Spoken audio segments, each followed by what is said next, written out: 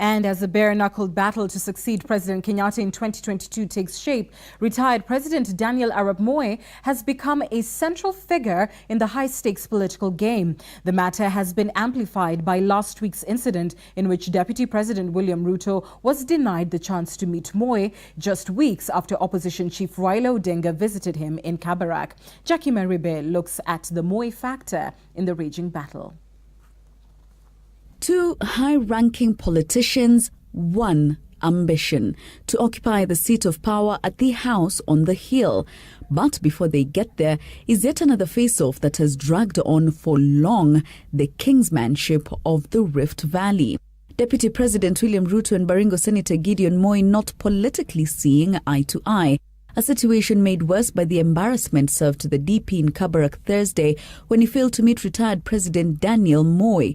Moi's son Gideon has been on the receiving end since. It has created a whole political perception, one, against Gideon Moi, and two, it has afforded some sympathy to the Deputy President. The new battlefront making the situation all the more tense, and while the two have been careful to steer clear from the topic, their lieutenants are not. We will not be distracted.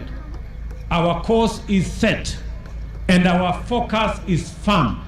Any other discussion, any other agenda, we will set it aside. We will know when we will have a report card for the people of Kenya when we are called for the exam, when the exam is due next. Hii ya 2022 tukienda mbele, KANU itatoa candidate ya president 2022. Na huyo candidate ni Gideon Moi.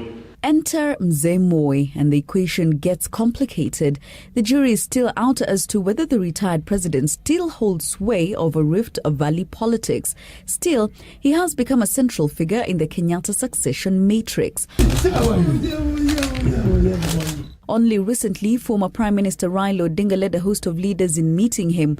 The symbolism that lies in meeting the retired president in Kabarak only too evident. The effort to get various political leaders engaged with retired President Moi is purely for symbolic purposes, but nothing substantive with respect to matters constitutional, governance, economic, etc. There is a clique of leaders who want to disarm the Senator of Baringo, and that is why you see they are taking the battle straight to his backyard. There is the hustler narrative the DP is pegging his candidacy on, and the oligarchy that those in the senator's camp would ride on. It cannot be used to mean that now that the deputy president comes from the hustler background, that the Senator of Baringo is going to be denied the opportunity to run. And for yesterday, Gideon Moi come out very clearly. The link, my father, from the politics of 2022. The rift in the valley remains, the drumbeats on each side intensifying. But who will carry the day? A matter to be decided in the course of time as 2022 approaches. Jackie Maribe, Sunday Live.